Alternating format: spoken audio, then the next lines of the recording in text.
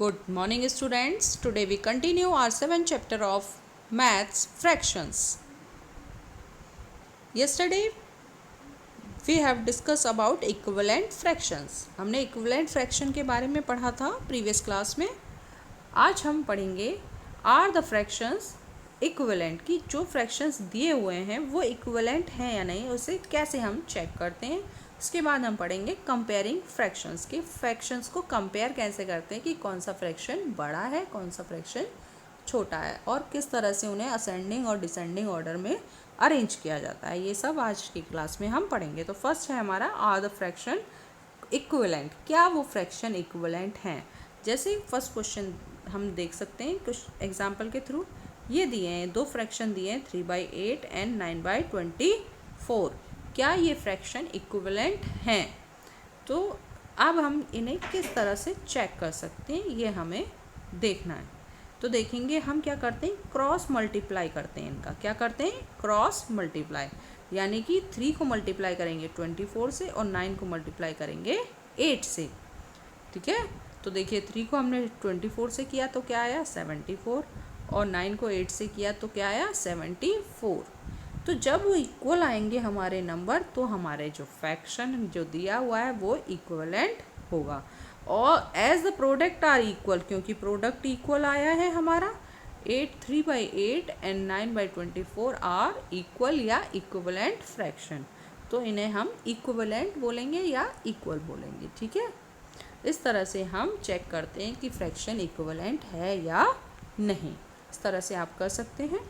अब हमारा है कंपेयरिंग, कि कौन सा फ्रैक्शन हमारा बड़ा है कौन सा छोटा है, ये हम कैसे चेक करते हैं. इसमें दो तरीके हैं. एक लाइक फ्रैक्शन है तब कैसे चेक करना है और अनलाइक फ्रैक्शन है तो कैसे चेक करना है.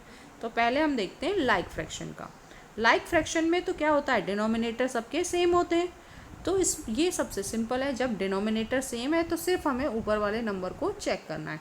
जो नंबर बड़ा होगा वही फ्रैक्शन बड़ा है. जैसे 7/8 में 5/8 है और 3/8 है. तो देखेंगे हम नीचे तो सबका सेम है, ऊपर सब न्यूमरेटर किसका सबसे बड़ा है 7/8 का. तो ये हो गया सबसे बड़ा नंबर. और 3/8 का न्यूमरेटर सबसे छोटा है 3, तो सबसे छोटा फ्रैक्शन हो गया ये. और 3/8 से बड़ा है 5/8 और 5/8 7/8 से छोटा है. इस तरह से लाइक फ्रैक्शन का तो हम चेक कर लेते हैं कि क्योंकि नीचे सेम है सबका, हमें सिर्फ न्यूमरेटर को चेक करना है. जिसका न्यूमरेटर बड़ा होगा वो फ्रैक्शन बड़ा है. अब है अनलाइक फ्रैक्शन. अनलाइक फ्रैक्शन को हम कैसे चेक करते हैं, तो उसके लिए देखेंगे दो फ्रैक्शन दिए हैं 4/15 एंड 6/17. इसको हम सेम जैसे इक्विवेलेंट के लिए करते हैं क्रॉस मल्टीप्लाई वैसे ही करते हैं. 4 को 17 से मल्टीप्लाई करेंगे और 6 को 15 से. अब हमारा देख रहे हैं हमारा एक में आया 68 एक में आया 90. तो जिसका न्यूमरेटर किसका है 4, न्यूमरेटर से हम चेक करते हैं. 4 न्यूमरेटर है तो 68 आया और 6 न्यूमरेटर है तो 90. तो यानी कि ये वाला फ्रैक्शन छोटा होगा, है ना. जिसका आंसर छोटा आ रहा है तो न्यूमरेटर वाले को चेक करते हैं. तो 68 वाला छोटा है तो हम कहेंगे 4/15 छोटा है 6/17 से. 4/15 इज़ लेस देन 6/17. इस तरह से हम कंपेयर करते हैं फ्रैक्शंस को. अनलाइक फ्रैक्शंस के लिए हम क्रॉस मल्टीप्लाई करते हैं, उसके बाद चेक कर देंगे. और लाइक फ्रैक्शन में तो हम सिंपली देखकर बता सकते हैं. अब है असेंडिंग एंड डिसेंडिंग ऑर्डर में कैसे अरेंज करते हैं.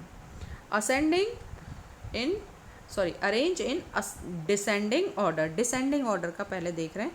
जब लाइक फ्रैक्शन हो, क्या हो लाइक फ्रैक्शन, यानी कि डिनोमिनेटर सबके सेम हो, तब तो क्या करना है हमने बताया, जिसका उन्हें पहले ऊपर वाले नंबर्स को डिसेंडिंग का मतलब क्या होता है. डिसेंडिंग मीन्स हमें सबसे पहले सबसे बड़ा नंबर लार्ज नंबर से लिखना स्टार्ट करते हैं हम, लार्जेस्ट नंबर से, और स्मॉलर नंबर तक सबसे स्मॉलेस्ट नंबर तक लिखते हैं. मतलब डिसेंडिंग मीन्स होता है सबसे बड़े से स्टार्ट करना है हमें और सबसे छोटे तक. तो हमारा जब डिनोमिनेटर सबका सेम है तो हमारा जो न्यूमरेटर जिसका सबसे बड़ा होगा वही सबसे बड़ा नंबर होगा. जैसे 15/21. उसके बाद 11 है तो 11/21. फिर 9/21, फिर 7/21 और फिर 4/21। इसको इस तरह से अरेंज करते हैं। ये तो जब है जब सबका सेम डिनोमिनेटर हो, लेकिन इसका उल्टा हो, अगर न्यूमरेटर सबका सेम हो, है ना, न्यूमरेटर सबका सेम हो और डिनोमिनेटर अलग हो, तो इसका उल्टा होता है।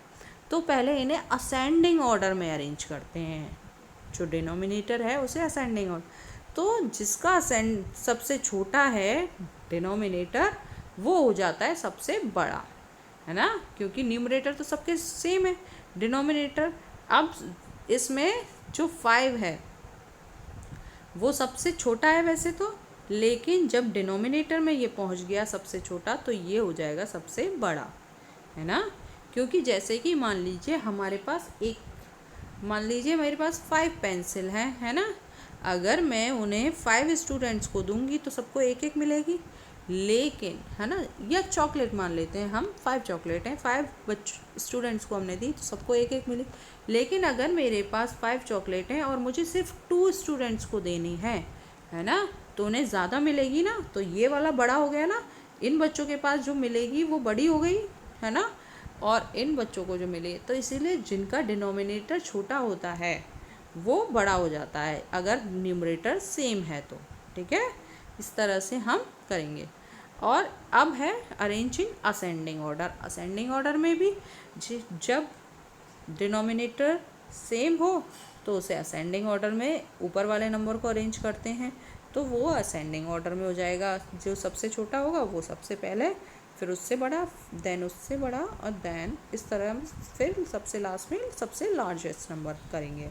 लेकिन जब न्यूमरेटर सेम हो और डिनोमिनेटर अलग हो, तो हम कैसे, जिनका डिनोमिनेटर सबसे बड़ा है वो नंबर सबसे छोटा माना जाता है।